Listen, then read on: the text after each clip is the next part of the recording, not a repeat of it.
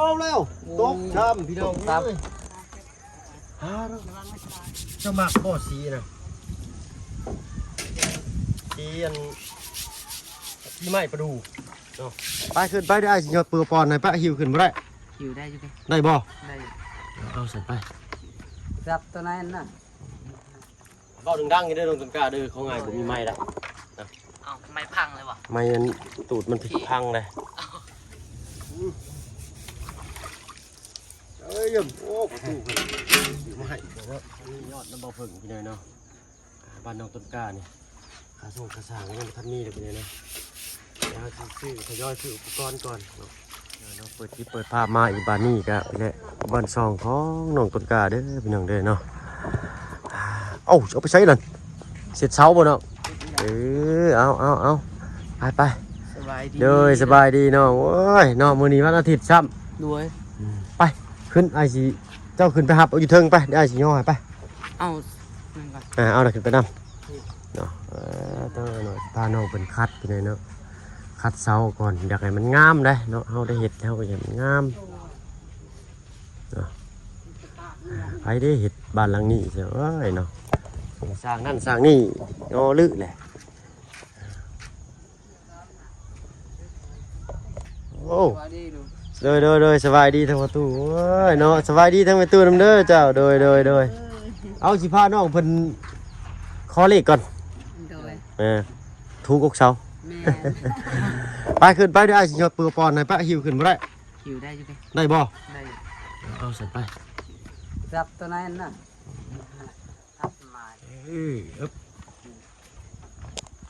อันนี้ไม่ได้เย้ยไปเยอะสักตรงพี่น้องเนาะมือก่อนไอ้เว้าเลยเจ้าเห็ดจักเสามื้อน่ะเนาะคอยเห็ดไปบ่มื้อได้จักเสามื้อน่ะเฮ็ดมื้อนี่แหละเพราะว่าน้ำบ่พอเนาะต้องได้หิวใกล้เลยเอาคอยเห็ดไปเด้อ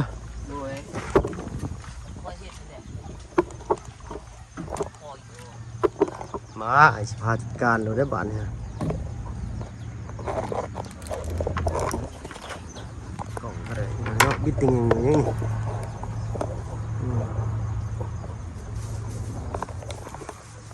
เฮ็ดตัวนั้นก็ประมาณ3 ปุ๊แม่น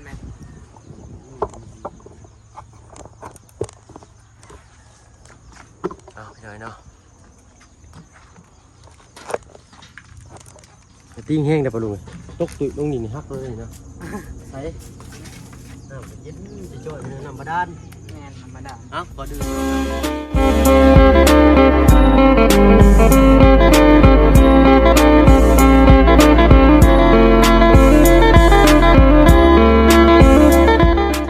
ทักทายเด้อพี่น้องเด้อเนาะกับทักทายสบายดี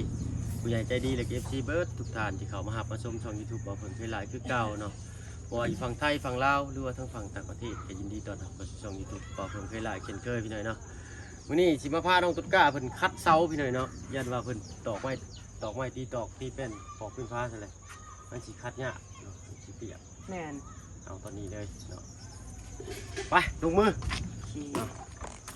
เบาดังๆอย่างนี้ได้ลงตุ๊กก้าเด้อเขาไงผมมีไม้ละเอาไม้พังเลยวะไม้มันตูดมันผิดพังเลยเนาะ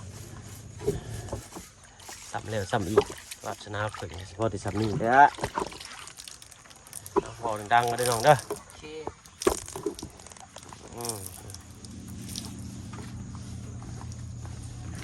บุคัดได้เลย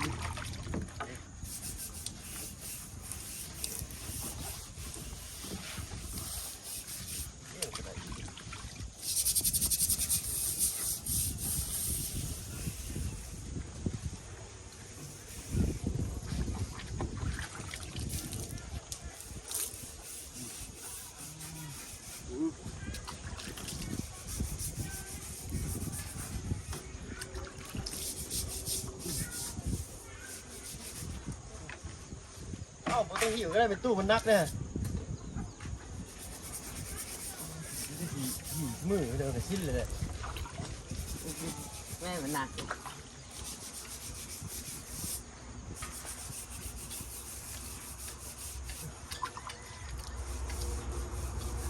นี่มันต้มอยู่นี่กะเอาไอ้คันจะเอาผ้ามาเช็ดเอาดูเนี่ย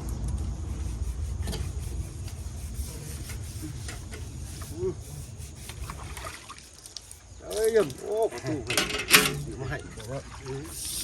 เอาพอแล้วก็ต้องใส่ลายยันไม้ยันเป็นยังไงเป็นยังเนาะ โอ้จะเป็นยากเลย ทางนี้บัด โอเคทางนี้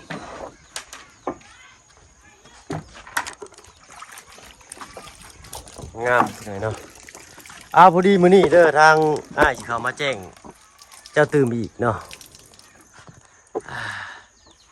ทางพี่เพิ่นได้เอายอดมาอีกเนาะตอนนี้ยอดน้ำบ่เพิ่งพี่น้อยเนาะบ้านน้องต้นกล้านี่ขาส่งขาสร้างยังบ่ทันมีเลยพี่น้อยเนาะแล้วสิซื้อทยอยซื้ออุปกรณ์ก่อนเนาะปลากระแตกลมพัด2 มือ 3 มือนี่ก็ได้ กูมือคือสิหนาวแหละ ดาวตัวไหนเนี่ย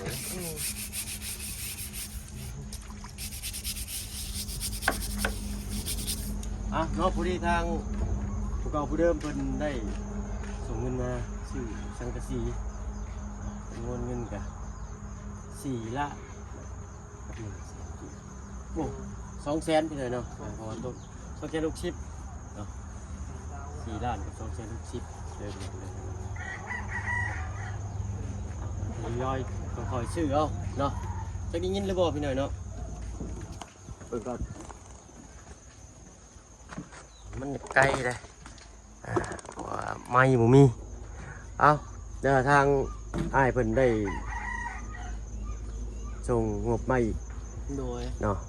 เป็นจำนวนเงิน4 ล้านกับ260,000 กีบพี่น้องเด้อ โดย เนาะตอนนี้ทั้งหมดทั้งมวลนำตัวบ่เพิ่งนี่เนาะมีอยู่4 ล้าน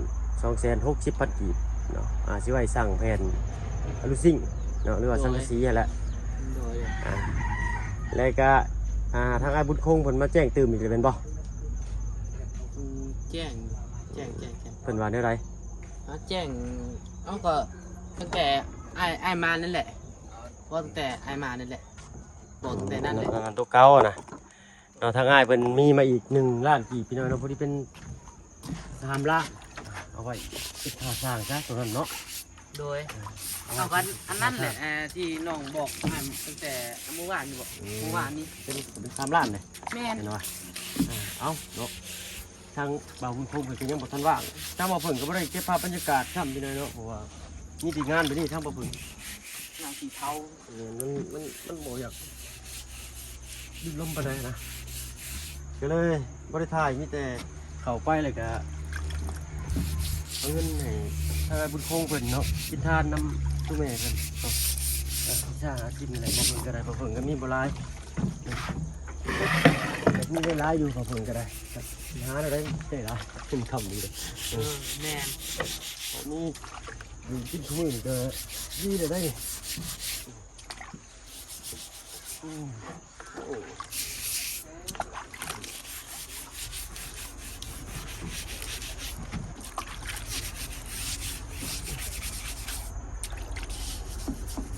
ไอ้ทูออกจะเอาผ่ามาเสร็จเอาเลย ที จะเอาจะเอาหน้าไปพบมันเองแล้วมันปวกบวมขึ้นนะบวมโรคใหม่มันแก่นไอ้ขัดไปกินแล้วจะเอาเนาะเลยผ่ามาเสร็จน้ำรัง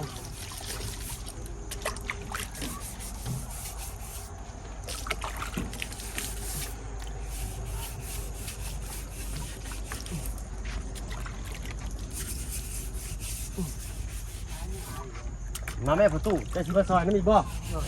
มาคนละเสาประตูมาเยี่ยมเอาเซ็ตน้องตุ๊กตาทางนี้เยี่ยม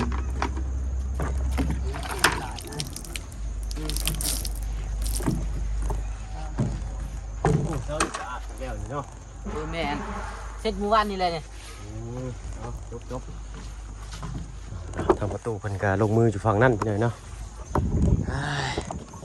มื้อนี้พอดีทางลุงจันทร์กับบ่าวบุญสารวัตรเลยกับทางบ่าวตูนเนาะได้เดินทางครับภูมิลำเนาว่าซะเนาะยังแต่บ่าวเพิ่งพี่น้อยเนาะแล่นเวียกแล่นงานก่อนเนาะเจ้าหน่อย ปีใหม่นี่ก็จันโจ้เขาไม่นี่ก็ห่วยยันว่าทั้งสร้างเป็นอยากได้เงินได้คำเนาะไปซื้ออยู่สิกินสู่ครอบสู่ครัวแหล้วเนาะได้ด้วยเนาะ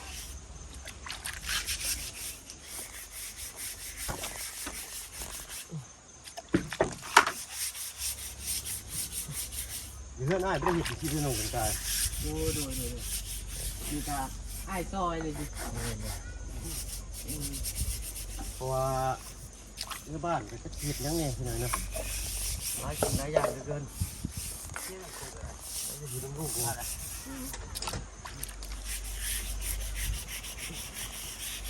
บะหนึ่งยังกันหนึ่งคุณก็ได้เราจะเทพื้นนั้นนี่เลยนี่อยากงานอย่างระเบิดเนื้ออยู่ได้ที่บ้านก็ได้มีลายเยอะ นี่เลย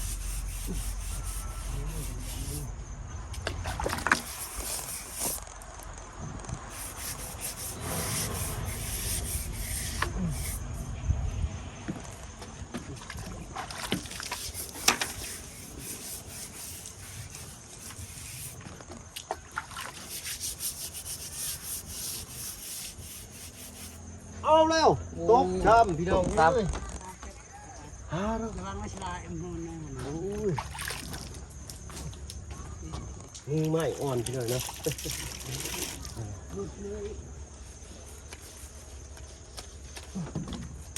ใช้ดองต้นกล้าใช้โอเค thank you ขอบใจเด้อโอ้ทำจะหน่อยก็เริ่มมีลมมาแล้วพี่น้องนี่แล้วก็หนาวแงบดิเลยวันตอนนี้ก็เต้าอยู่ ตอนแรกเห็นกระติก เย็บประเทศอะไรนี่ยังธรรมดามือเล่นเลย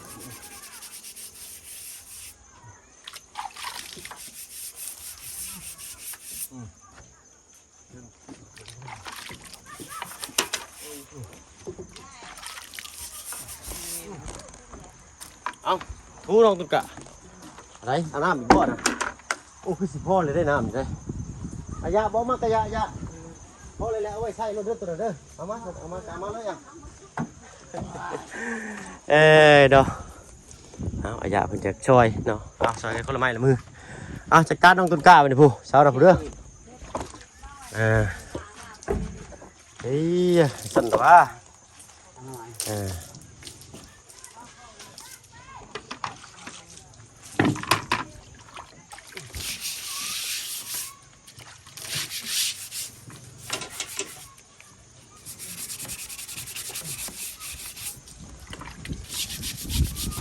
จะมักบ่สีนะสีอันที่ไม้ประดูเนาะเนี่ยแหละสีไม้เด้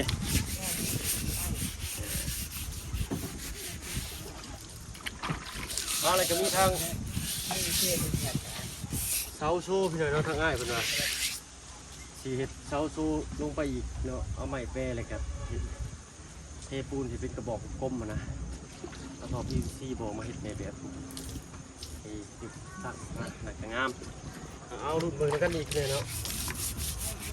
ว่าที่ได้ทำไรคอยเป็นคอยไปนี่แหละเอาไอ้เป็นก็เดี่ยวลักๆเลยกันเนาะจะมีทั้งใหญ่ทั้งโค้งมันจบๆน้อยดูไปหน่อยเนาะซอยท่าทางอันนี้ค่าทางน้ำมาพึ่งผมมีเลยมีได้น้ำมาวุ้นโค้งเหมือน3 บาทน้ำมาพึ่งมีเป็นงบซื้ออุปกรณ์เนาะเพื่ออะไรอ้ายเป็นเดียวไปเลยเนาะโอ้ย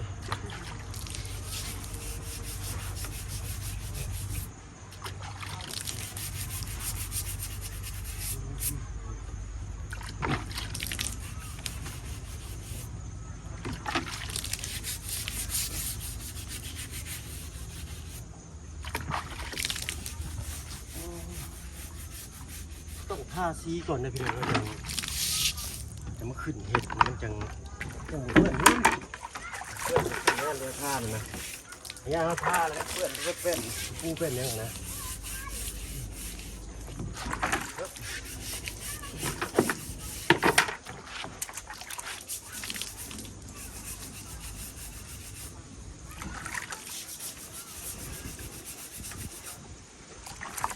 นี่คือใหญ่ๆก่อนเสานี่คือใหญ่ ตอน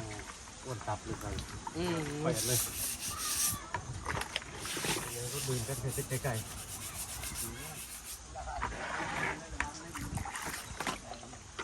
แล้วประตูนะประตูทูแล้วตัวเราทูแล้ว ตัวแรกดิ แม่นเจ้าทูใหม่ๆเลยแม่นรอดตัวนี้เก่าเลยจัดการทูเลย มันติดแล้ว แล้วก็จะรอด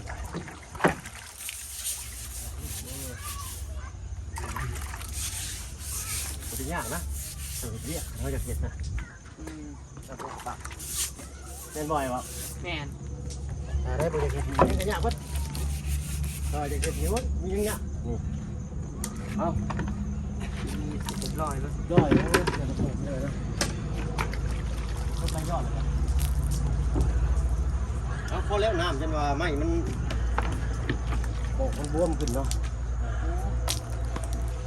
ความพวกเรา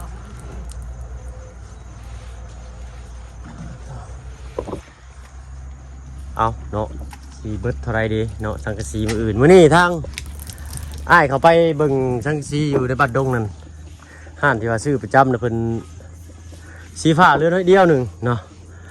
สังกะสีสีฟ้านะ เขานิยมลาย แม่นเลยแล้วก็น้องแล้วก็หยุดได้จำว่าปิดห้านนะพี่น้อยเนาะไปทำเป็นแต่สีฟ้ามีน้อยนึงแล้วทุกพี่เป็นกระบุอยู่เพื่อนช่ำบ่ฮู้แล้วคงราคา เอาเนาะและพอแหละต้องตึกไก่ต้องยันไม้มันบวมมันขดมันงอมันถึงน้ำนะเนาะเอาสำนีแหละเอาพอจะมันหลอดเลยพอแล้วประตูโบเสร็จก็ยายันไม้มันบวมเรือมันงอหรือมันยังนะทางลูกกับหูกันพาโลบันแป้นเพื่อนเฮือนนี่จังได้ก็คือสิได้มีเสือมีศาสตร์ปูอยู่ดอกเนาะแต่ว่าถ้าเกิดว่าหักษาบุรบัตดีๆนี่งามได้ไม่เป็นสิถ้าเอาอันขี้ผึ่งมาทาอะไรกะเอากาปักผ้าวนะพี่น้องคัดโอ้ยเหลื่อมนั่นชำเมนว่าคัดเงาอันชิเมนพุ่นแหละเนาะเพราะว่าเพื่อนป้าบ่เพิ่งอยู่บ้านละคู่นั่นเพิ่นเฮ็ดจังซั่นเพื่อนไม้นี่แหละแต่เพิ่นคัดแบบโอ้จะเหลื่อมเลยอะเงาวับเลยสัมท่าซีสแลกแต่เพิ่นเอาเทียนผึ่งคัดเอาทายอย่างข้าข้อบ่ แม่นที่ผึ่งทางนี่แหละเบียร์บ้านน้องเจียงกับสำนีพี่นั่นไปเบียร์กัน4,600แต่ว่าของเขาจะมีกั้นนี่อันนี้บ่ได้ใส่ประตูพี่น้องเพราะเป็นต้นไม้อันนี้ใส่หน้าต่าง1 2 3 4แต่ว่าหน้าต่างทั้งนั้นจากลายเพิ่นบ่เนาะพอดีแหละจะได้เปิดหลับลมหลายทางนี่ยันยำห้อนไปน้องเก็บของลงลุมได้เฮาบัดนี่ไปหน่อยเนาะในปลาลูกมือก่อนตกตุ๋ยลงมานี่ก็แห้งอีกครับผมท่านไม่ได้เนาะ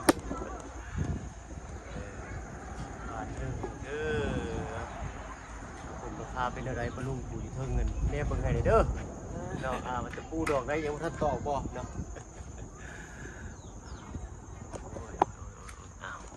ขึ้นสูงไล่ว่าตกลงนี่ก็แห้งได้หอบเมื่อบ้านมื้อนี้เลยแล้วแหละนี่เนาะโทรศัพท์บ่ใช้บ่ได้นี่จบแล้วพี่น้อยเนาะอึ๊บเอาแล้วก็มีอันนี้อีกนี่เนาะทางอ้ายเพิ่นว่ามันเป็นเสาโซ่นะอยากให้มันเน้นหนาเลยก็เอาไม้เส้นแป้ๆแหละเนาะมาต่อขึ้นนี้แล้วก็เทอันเฮ็ดเป็นกลมๆแบบบ้านน้องไม้น้องท้ายแหละเอาแม่แบบกลมมาขุดดินลงแม่แบบกลมมาเทขึ้นประมาณจักชั้นนี้เนาะสัก40-50 เซนเนาะแล้วก็เฮ็ดเอาเสาไม้นี่ตั้งใส่แล้วก็ตอกอยู่เทิงเนาะนั่นแหละงามบ้านนี้งามเลยบ้านนี้ว่าสมบูรณ์แบบเลยครบตามตำราเนาะแต่อันนี้ก็บ่ได้เป็นปัญหาหยังได้พี่น้องเนาะบ่โอนบ่คอนเนาะแน่นเพราะว่าคือนั้นจับแล้วก็ดึงใส่นี่อีกเนาะก็เป็นรูปทรงของเพิ่นแต่ตามจริงไผอยากใส่ก็ได้ไผบ่อยากใส่ก็ได้พี่น้องเนาะแต่ว่าเฮาได้เฮ็ดแล้วเนาะทางอ้ายเพิ่นก็อยากให้ใส่ให้เป็นแบบ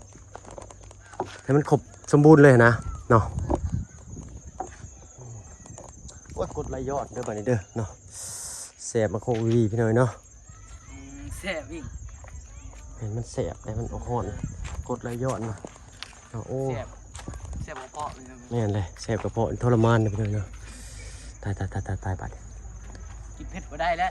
แม่นเลยปกติอ้ายมักกินเผ็ดซ้ำบัดนี้นี่คือสิงดแหละเป็นได้บ่แม่นเด็กน้อยมาแบกไปแล้วบ่ไหมต่อของตามน้องกะ บ่ บ่เนาะ แม่น ใส่ นี่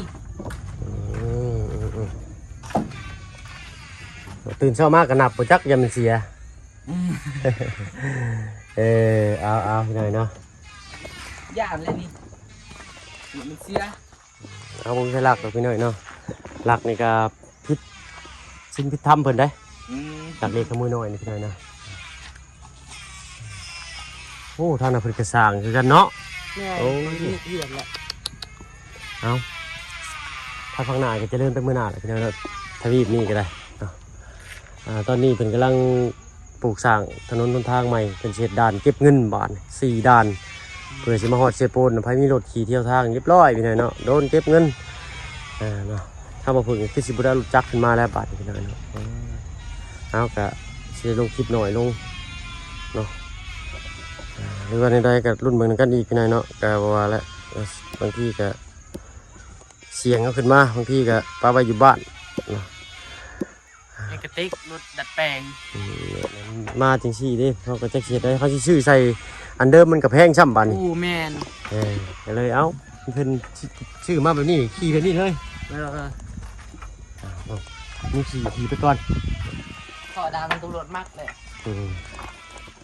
เอาชื่อโทรใหม่ก็ใบละ1,600 1,400พุ่น แม่ เป็นล้านพุ่นโทรมือซองได้โอ้ยเดี๋ยวนะมันเนี่ยอันนี้ขุดเบิ่งอยู่น้องต้นกล้าขุดเบิ่งอยู่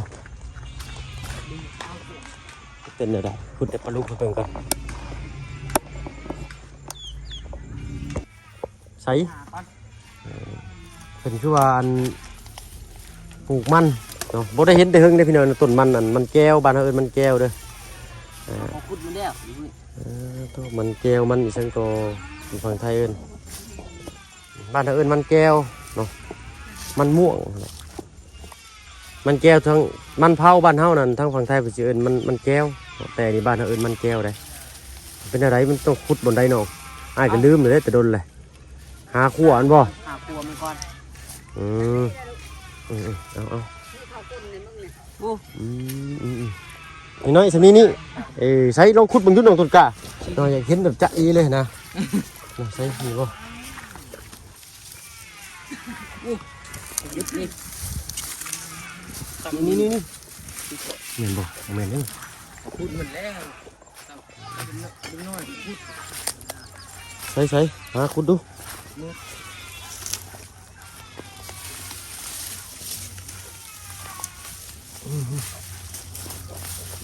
เดี๋ยวนี่ โอ้นี่งั้น โอ้ยหัวไงเด้นี่คอยเด้อ เอ้า ชับโลดปลาเดียวเลยแม่นครับ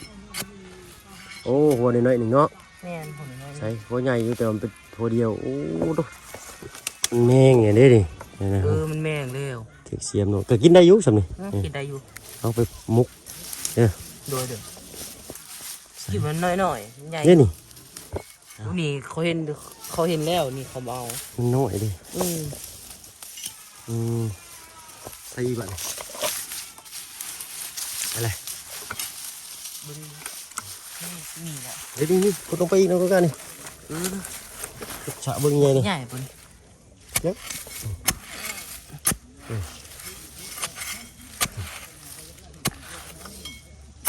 ดินอยากแทงพวกพี่น้อง มันแม่นว่าบ่แม่นนะ เราขุดเบิ้งขุดดิใช่กันเห็นมีหัวนี่ต้องเป็นดินทรายดินคุยๆนะพี่น้องเนาะ มันเป็นแล้วนี่ โกยไอ้ ตายซื่อ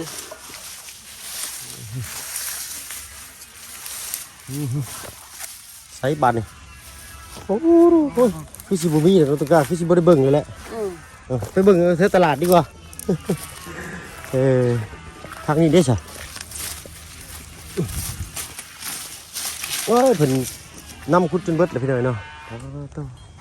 โอ้ เอ้า โหเด็กฝั่งเล็กน้อยเขาพูด